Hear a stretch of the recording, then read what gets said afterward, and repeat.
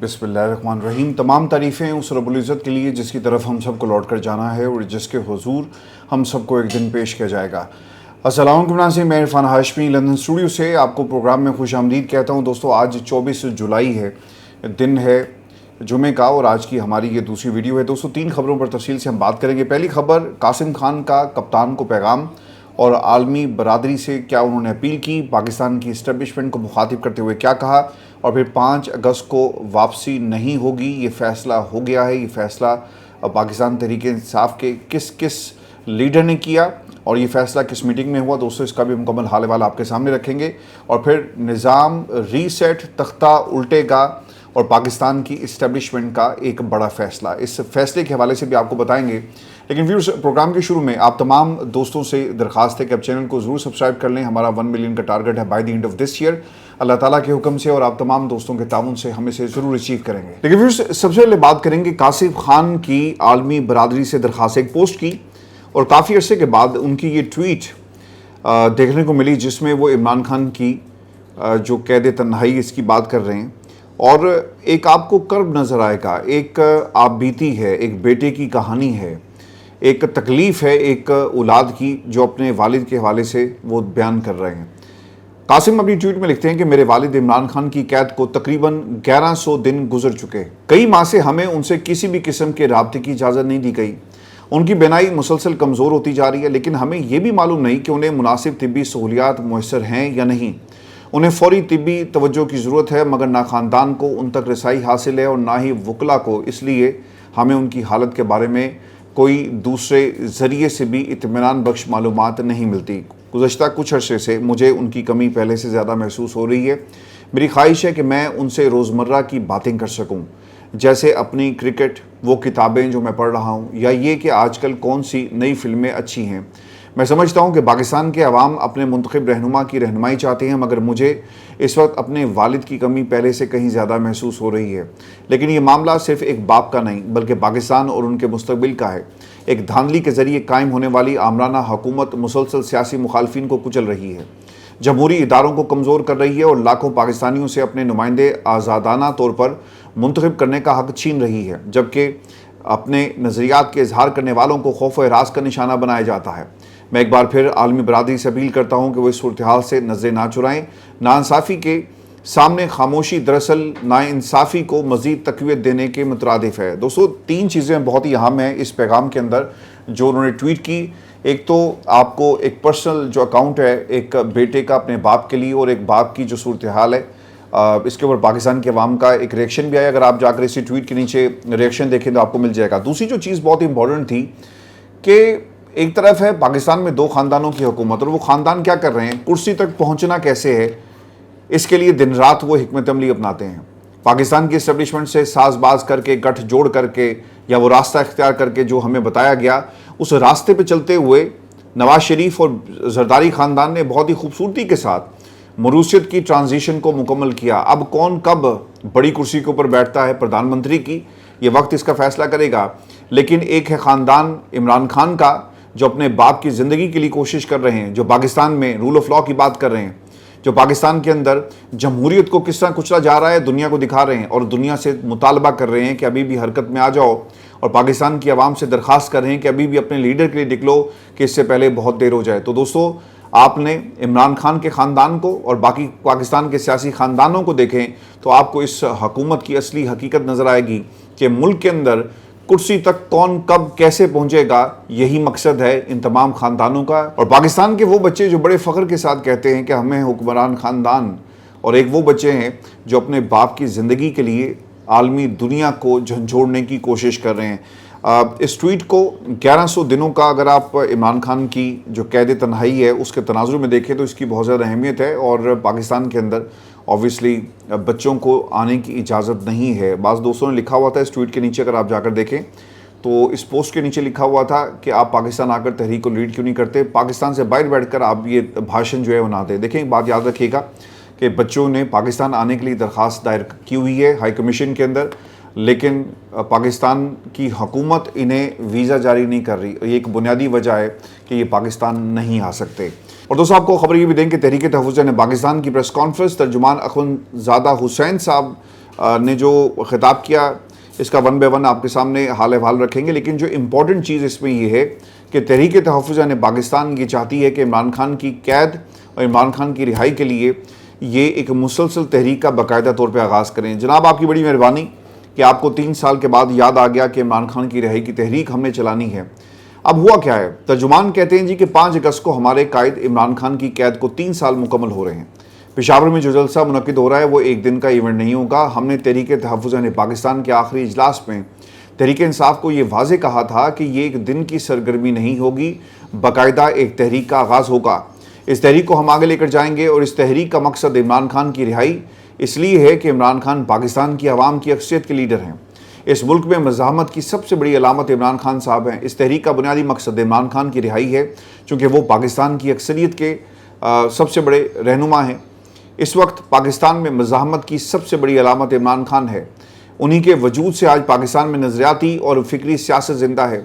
اب دیکھیں پاکستان میں تحریک تحفظ پاکستان کر کیا رہی ہے۔ دیکھیں سب سے بڑی جو تنقید ہوئی تھی وہ اچکزئی صاحب کے حوالے سے ہوئی ہے۔ میں آج علی محمد خان صاحب کو سن رہا تھا، انہوں نے کہا جی کہ ہم نے اچکزئی صاحب سے بات کی ہے اور ہم اچکزئی صاحب کی طرف دیکھ رہے ہیں، اور میرا مشورہ ان کو یہ تھا کہ آپ مذاکرات کریں، چونکہ یہ مینڈیٹ پاکستان میں سیاستدانوں کا مذاکرات کا جو معاملہ ہے اسٹیبلشمنٹ کے ساتھ اور باقی دھڑوں کے ساتھ، وہ اچکزئی صاحب کی یہ ذمہ داری ہے۔ ایک چیز بڑی جی واضح ہو گئی کہ پاکستان کے اندر جو بار بار یہ کہا جاتا ہے نا کہ تحریک کون چلائے گا، تو تحریک چلانے کی ذمہ داری کبھی بھی اچکزئی کی نہیں تھی۔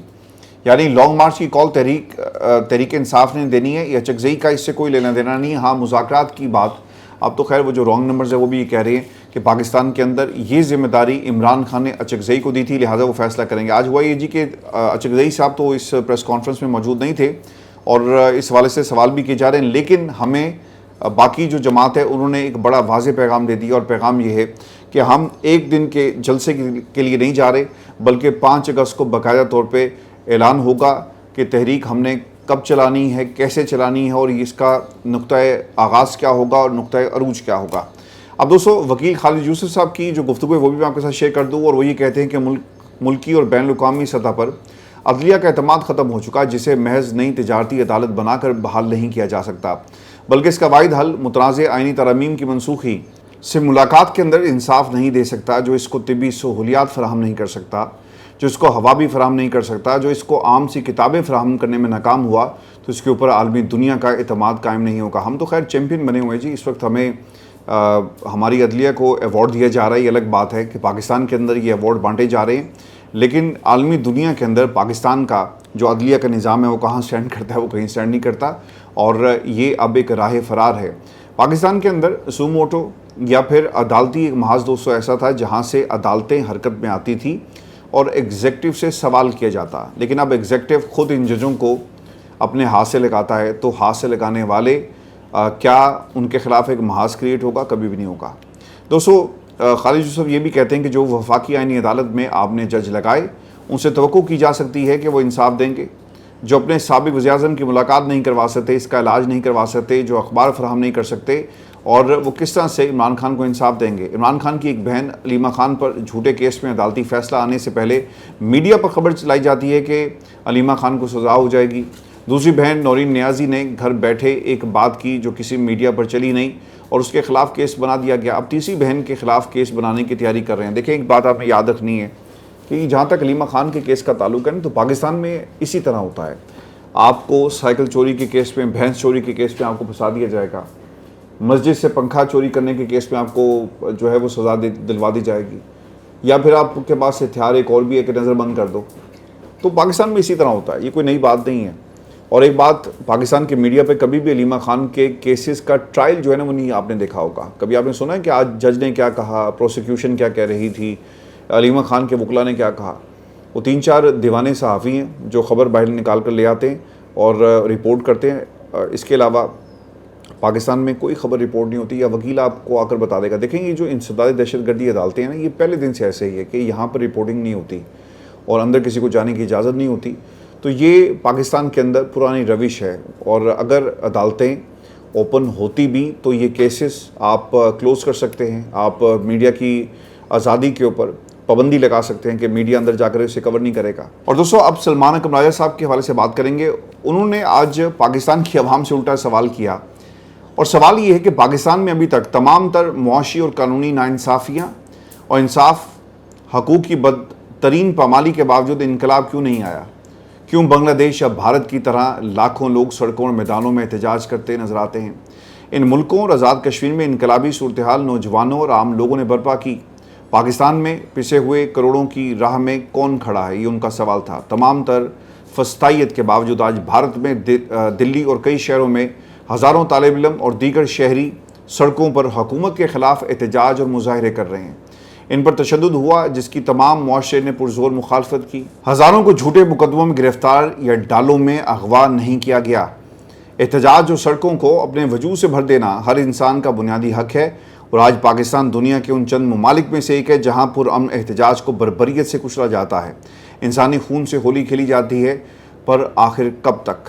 مزید وہ یہ کہتے ہیں کہ آج پاکستان تحریک انصاف اور عمران خان کی تاریخ ساز مزاحمت کے ساتھ کھڑے جھوٹ اور جبر کو للکارنے والوں کو ریاستی قہر کے ساتھ جھوٹ کی جلکار کا سامنا ہے۔ بدترین جھوٹ اپنے آپ کو پارٹی کا خیر خواہ کہنے والوں کی جانب سے آتا ہے۔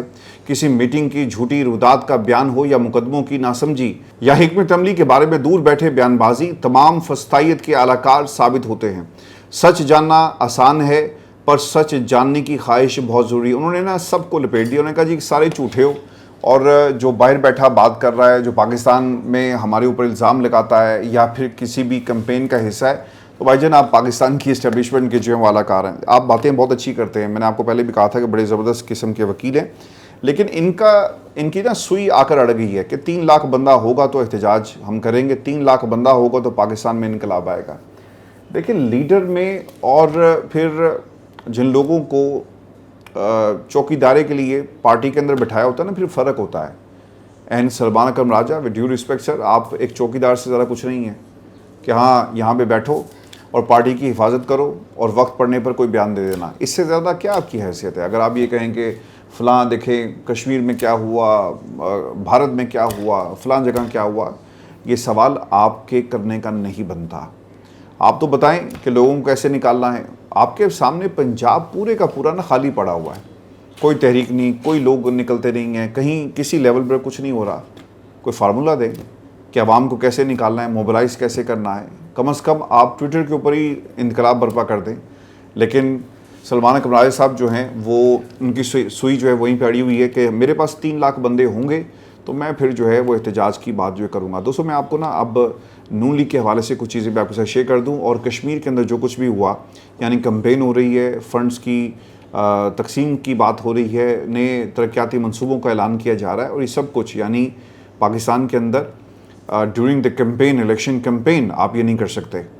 اب اس کا جواب جو ہے وہ شرجیل میمن صاحب نے دیا۔ دیکھیں سیکنڈ ٹیئر لیڈرشپ جو ہے وہ اس کا جواب دے رہی ہے، اور جو فرسٹ ٹیئر لیڈرشپ ہے وہ خاموش ہے، ایک دوسرے کا منہ دیکھ رہے ہیں۔ لیکن بلاول خاموش نہیں ہوا ہے، بلاول نے بھرپور طریقے سے جواب دیا نواز شریف کو، اور ایسا جواب دیا کہ پوری نون لیگ جو ہے وہ اس وقت تڑپ رہی ہے اور باری باری کوشش کریں گے جواب دینے کا۔ اور آئین میں ترمیم کی بات ہوئی، اور یہاں تک کہہ دیا کہ جاتی عمرہ کا ایک جو شخص ہے، ایک رہائشی جو ہے وہ وزیر اعظم بننے کا خواب دیکھ رہا ہے۔ اب نون لیگ کی حقیقت کیا ہے؟ شرجیل میمن صاحب یہ کہتے ہیں ایک پریس کانفرنس میں کہ نون لیگ کو کشمیر میں دھاندلی کرنے کی اجازت نہیں دی جا سکتی۔ نون لیگ کی لیڈرشپ ہر مشکل وقت پہ معاہدے کر کے ملک سے باہر گئی۔ پنجاب کے عہدیدار استعفیٰ دے کر الیکشن لڑیں، ان کو سیاسی حیثیت معلوم ہو جائے گی۔ مسلم لیگ نون جنرل ضیاء الحق کی پیداوار ہے۔ جعلی مینڈیٹ والی سرکار کو عوامی مینڈیٹ رکھنے والی جماعتوں کو جمہوریت کا درس دینے کا کوئی حق نہیں۔ نواز اور ضیاء کا تعلق نواز شریف کا قومی سطح پر سیاسی عروج جنرل ضیاء الحق کے دور حکومت میں ہوا۔ پنجاب کے اس وقت کے گورنر جنرل غلام جیلانی خان نے نواز شریف کو جنرل ضیاء الحق سے متعارف کروایا، جس کے بعد 1981 میں انہیں پنجاب کا وزیر خزانہ مقرر کیا گیا، اور بعد ازاں وہ 1985 میں پنجاب کے وزیر اعلیٰ بنے، اور اسی دور میں ان کی سیاسی حیثیت مضبوط ہوئی۔ متعدد تاریخی ذرائع کے مطابق جنرل ضیاء الحق نے انہیں پنجاب میں اپنی سیاسی حکمت عملی کا اہم حصہ بنایا اور ان کی سیاسی ترقی میں سرپرستی کا کردار ادا کیا۔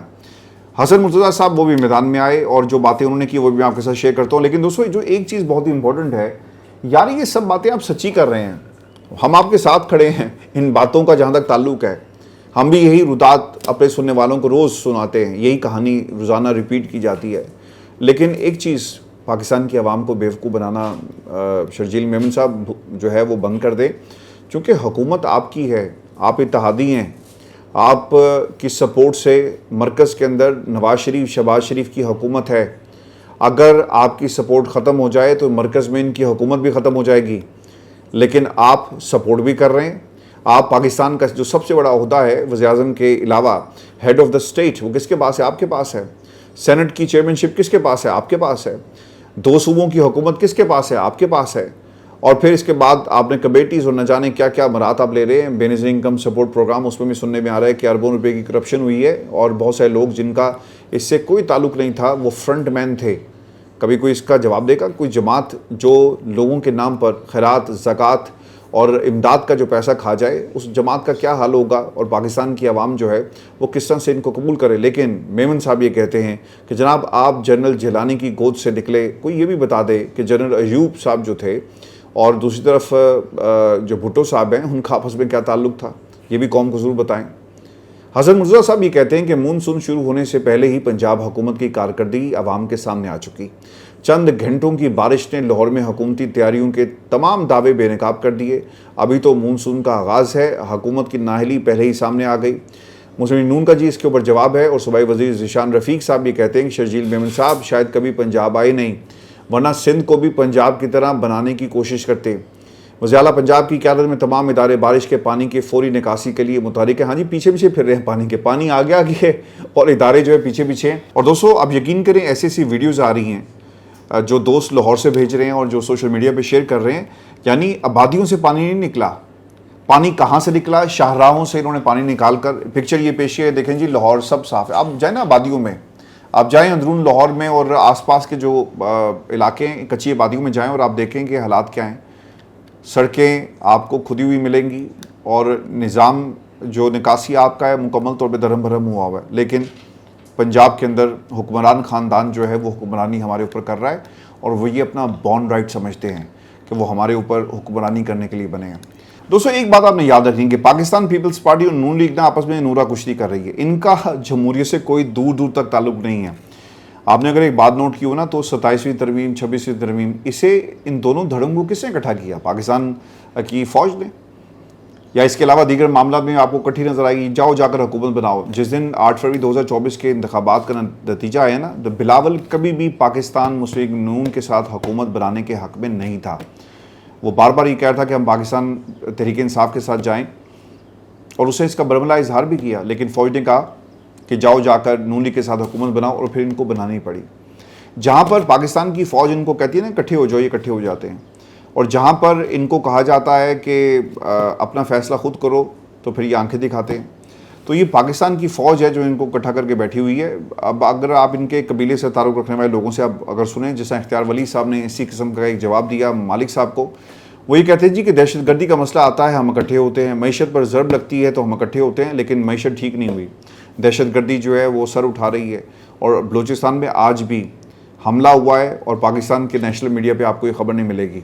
دوستو میں آپ کو جو معیشت کی جو اختیار ولی نے بات کی نا، اس کی بھی میں آپ کو اصل حقیقت آپ کے سامنے رکھ دیتا ہوں. اور یہ معیشت ان سے کنٹرول نہیں ہوگی اور نہ یہ ٹھیک کر سکتے ہیں. خبر کے مطابق پیٹرولیم مصنوعات کی قیمتوں میں ایک بار پھر اضافہ کر دیا گیا. پیٹرول کی قیمت میں 4 روپے 40 پیسے اور ہائی سپیڈ ڈیزل کی قیمت 3 روپے 62 پیسے، اور اس کے علاوہ دیگر قیمتیں بھی ہیں جی. لیکن میں آپ کو نا اس کا ایک کمپیریزن بتاتا ہوں کہ ایک ہفتے کے دوران ڈیزل کی قیمت میں 56.59 روپے فی لیٹر اضافہ، جبکہ پیٹرول کی قیمت میں 20 روپے فی لیٹر اضافہ ہوا ہے.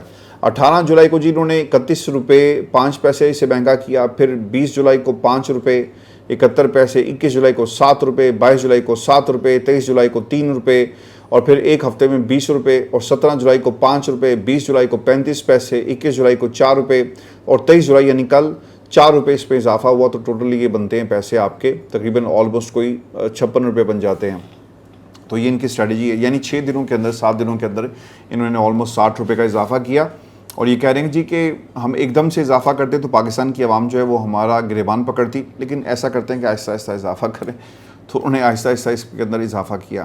اور دوستوں آپ کو خبر یہ بھی دیں کہ پاکستان میں سسٹم کو ریسیٹ کرنے کی بات ہوتی ہے اور بار بار ہوتی ہے، کانفرنسز بلا کر ایک مخصوص قسم کی ڈسکشن جو ہے اس کو انیشیٹ کیا جاتا ہے۔ اب خبر یہ آ رہی ہے سیکیورٹی ذرائع سے، خبر یہ ہے جی کہ ملک کے موجودہ سیکیورٹی حالات اور درپیش چیلنجز پر غور کے لیے ہونے والے ایک اہم سیکیورٹی بیٹھک میں اس بات پر زور دیا گیا کہ پاکستان کو پرامن، مستحکم اور خوشحال بنانے کے لیے فرسودہ انتظامی نظام کا مکمل ریسیٹ وقت کی اہم ضرورت ہے۔ ذرائع کے مطابق اجلاس میں شرکاء کا یہ کہنا تھا کہ کئی دہائیوں سے رائج انتظامی ڈھانچہ موجودہ تقاضوں سے ہم آہنگ نہیں رہا، جس کے باعث گورننس، عوامی خدمات کی فراہمی اور سیکیورٹی امور میں مختلف مشکلات کا سامنا ہے۔ بیٹھک کے شرکاء نے اس بات پر اتفاق کیا کہ موجودہ انتظامی نظام کو مؤثر انداز میں ریسیٹ کرنے کا قابل عمل حل نئے صوبوں کا قیام ہے تاکہ انتظامی امور کو زیادہ مؤثر اور شفاف اور عوام کے قریب جو ہے اسے بنایا جا سکے۔ اجلاس میں اس بات پر بھی زور دیا گیا کہ ملک کے موجودہ مسائل اور مستقبل کے سیکیورٹی چیلنج سے نمٹنے کے لیے انتظامی اصلاحات ناگزیر ہیں، جبکہ نئے صوبوں کے قیام سے ریاستی اداروں کی استعداد کار میں بہتری اور وسائل کی منصفانہ تقسیم اور عوامی مسائل کے حل میں مدد مل سکتی ہے۔ تو یہ اس قسم کی جو ڈسکشنز ہیں وہ بار بار ہوتی ہیں۔ اگر یہ سسٹم ریسیٹ آپ نے کر دیا تو ایک بات آپ یاد رکھیے گا کہ اس سسٹم کی بقا، اگر آپ یہ کہتے ہیں نا کہ عمران خان کو جیل میں رکھیں گے تو سسٹم کی بقا ہے، ان دونوں سیاسی جماعتوں کی بقا ہے، ایک بات آپ نے یہ بھی یاد رکھنی ہے کہ یہ تمام لوگ اکٹھے جب تک رہیں گے تب تک ان کی بقا ہے۔ اگر ان میں سے ایک بھی دھڑا الگ ہو گیا، نون لیگ الگ ہو جائے تو اسٹیبلشمنٹ پیپلز پارٹی کے ساتھ نہیں چل سکتی، پیپلز پارٹی الگ ہو جائے تو نون لیگ اور اسٹیبلشمنٹ اکٹھے نہیں چل سکتے، ان کو دوسرا آپشن چاہیے ہوگا، اور پھر اگر اسٹیبلشمنٹ انکار کر دے تو پھر یہ نظام گر جائے گا۔ یعنی اسٹیبلشمنٹ کی بقا، باقی لوگوں کی بقا، نظام کی بقا اس میں ہے کہ آپ اس سسٹم کے ساتھ چلیں۔ چونکہ اکثر لوگوں کا یہ خیال ہے کہ جناب جس طرح کہ قمر دل شاہ صاحب نے ایک آرٹیکل لکھا، اس پہ انہوں نے کہا کہ آپ صدر صاحب کو گھر بھیجیں اور یہ عہدہ جو ہے فیلڈ مارشل سید عاصم منیر صاحب کو دے دیا جائے اور پھر وہ سسٹم کے اوپر ریلائی کریں وغیرہ وغیرہ، اور انہوں نے یہاں تک کہا کہ بیوروکریسی سے چیزیں لے کر کسی اور کے حوالے کر دی جائیں۔ تو سسٹم میں خواہشات موجود ہوتی ہیں، اور کسی حد تک میں آپ کو ایک بات یہ بھی بتا دوں کہ آپ کو نا اس قسم کی جو ڈیبیٹ ہے اس کا آغاز کر کے نا عادی بنایا جاتا ہے کہ جناب یہ تو کوئی روٹین کی بات ہے۔ اس سے پہلے لوگوں نے تذکرہ شروع کر دیا، آج ایک دم سے اگر صوبوں کی تقسیم ہو جائے تو یقیناً ایک بہت بڑا مسئلہ ہوگا، لیکن آہستہ آہستہ لوگوں کے اندر یہ بحث جو ہے اسے انیشیٹ کروا کر اس کا دائرہ کار بڑھایا جاتا ہے۔ یعنی اگر ہمیں اس قسم کا کوئی کام کرنا پڑے تو لوگ پہلے سے تیار ہوں۔ دوستوں میں آپ کو ایک خبر یہ بھی دے دوں کہ نیب ترمیم کے بعد سزا معطلی کے مقدمہ سپریم کورٹ سنے گی یا آئینی عدالت فیصلہ آج سپریم کورٹ جو ہے وہ سنائے گی، اور کاز لسٹ جو ہے وہ جاری کر دی گئی ہے۔ اس کے ساتھ ساتھ آپ کو خبر یہ بھی دے دیں کہ ڈیرہ اسماعیل خان پولیس اسٹیشن کے اوپر یہ حملہ ہوا ہے، اور ٹانگ روڈ پر واقع منجی خیل پولیس چوکی پر خودکش حملہ، بارود سے بھری گاڑی چوکی کی دیوار سے ٹکرائی، فائرنگ کا سلسلہ وہاں پہ بعد میں شروع ہو گیا، اور ذرائع کے مطابق حملے میں 5 پولیس اہلکار شہید ہوئے، 10 زخمی ہوئے۔ تو یہ ہمارے پاکستان کے اندر ہو رہا ہے، اور لوگ کہتے ہیں جی کہ دہشت گردی پر ہم اکٹھے ہیں، معیشت پر ہم اکٹھے ہیں، اور پاکستان ترقی کر رہا ہے۔ ہاں ترقی کر رہا ہے جی، دہشت گردی کے اندر حالات آپ کے کنٹرول میں نہیں ہے اور سوال کرنے کی اجازت نہیں ہے، پاکستان کا نیشنل میڈیا ان تمام چیزوں کو دکھاتا نہیں ہے، لیکن پاکستان ترقی کر رہا ہے۔ اپنا خیال رکھیے گا۔ یہ ہماری آج کی ویڈیو تھی، اجازت دیجیے، اللہ کے بعد۔